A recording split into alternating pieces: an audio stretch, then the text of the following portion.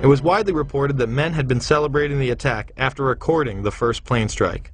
They were not Al-Qaeda, but they were detained. I grabbed my binoculars and I could see the towers from my window. And this is where I'm looking. And all of a sudden, down there, I see this van park. And I see 3 guys on top of the van. And I could see that they were like happy. They didn't look shocked to me. They didn't look shocked. There was a group of Israelis, some of whom later were revealed as Mossad assets, who were arrested after cheering and high-fiving and videotaping the crash of the airplanes into the World Trade Towers. Several other men were detained after a van full of explosives was stopped outside of Manhattan. Earlier we had heard that an FBI spokesperson said that there was a report on the George Washington Bridge, which is another facility which you folks are responsible for policing, a report that there had been a van stopped there that had explosives. Asked this week about another sprawling investigation and the detention of 60 Israelis since September 11th, the Bush administration treated the questions like hot potatoes. I would just refer you to the Department of Justice with it. I'm not familiar with the report. I'm aware that some Israeli citizens have been detained. With respect to why they are being detained and the other aspects of your question, whether it's because they are in intelligence services or what they were doing, I will defer to the Department of Justice and the FBI to answer that. On March 6, 2002, a draft report from the DEA said it may well be an organized intelligence gathering activity.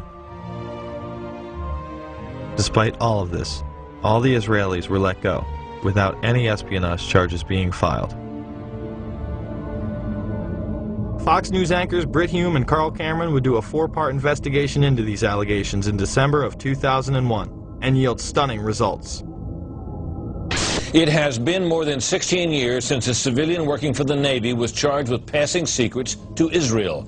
Jonathan Pollard pled guilty to conspiracy to commit espionage and is serving a life sentence. At first, Israeli leaders claimed Pollard was part of a rogue operation, but later took responsibility for his work.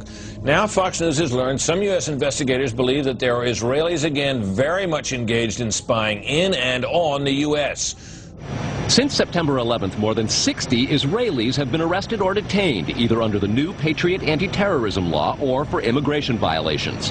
A handful of active Israeli military were among those detained, according to investigators, who say some of the detainees also failed polygraph questions when asked about alleged surveillance activities against and in the United States. Investigators suspect that the Israelis may have gathered intelligence about the attacks in advance and not shared it. A highly placed investigator said there are, quote, tie-ins. But when asked for details, he flatly refused to describe them, saying, quote, evidence linking these Israelis to 911 is classified. I cannot tell you about evidence that has been gathered. It's classified information. Now, when the FBI investigated, it quickly unraveled to be the largest foreign spy ring ever uncovered inside the United States, the largest. Even the Soviet Union had not been spying on the United States as much as Israel has been doing. So the FBI started to round up these spies. They started to arrest them very quietly, and they were about halfway through this process of rounding up this spy ring when 9/11 happened. Numerous classified documents obtained by Fox News indicate that even prior to September 11th, as many as 140 other Israelis had been detained or arrested in a secretive and sprawling investigation into suspected espionage by Israelis in the United States. Investigators from numerous government agencies are part of a working group that's been compiling evidence since the mid-90s. These documents detail hundreds of incidents in cities and towns across the country that investigators say, quote, may well be an organized intelligence gathering activity. The first part of the investigation focuses on Israelis who say they are art students from the University of Jerusalem and Bezalel Academy.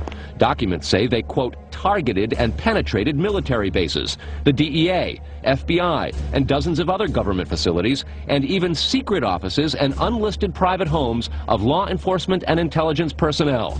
The majority of those questioned, quote, stated they served in military intelligence, electronic surveillance intercept, and/or explosive ordnance units. Why would Israelis spy in and on the U.S.?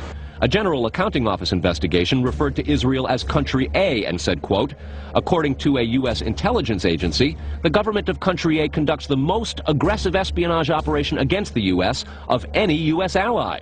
The document concludes, quote, Israel possesses the resources and technical capability to achieve its collection objectives. What about this question of advanced knowledge of what was going to happen on 9/11? How clear are investigators that some Israeli agents may have known something? Well, it's very explosive information, obviously, and there's a great deal of evidence that they say they have collected, none of it necessarily conclusive. It's more when they put it all together. A bigger question, they say, is how could they not have known? Almost a direct quote, Brett. It is now apparent that this intelligence ring was inside the U.S., had prior knowledge of 9/11, and had a classified role in 9/11, which officials refused to discuss. It was also able to penetrate U.S. intelligence agencies and secret offices, yet all were released. The men who were detained due to the report they were taping the first plane crash and then celebrating and joking about it actually went on television and admitted it was their job to record the attack.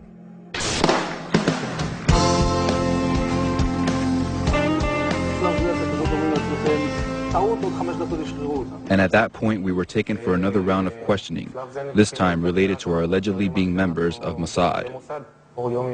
The fact of the matter is, we are coming from a country that experiences terror daily. Our purpose was to document the event. How could they have known about the attack? And who sent them to document it? The evidence points to a large intelligence network inside the United States that had teams on the ground, such as the ones recording the attack, and electronic surveillance teams gathering information.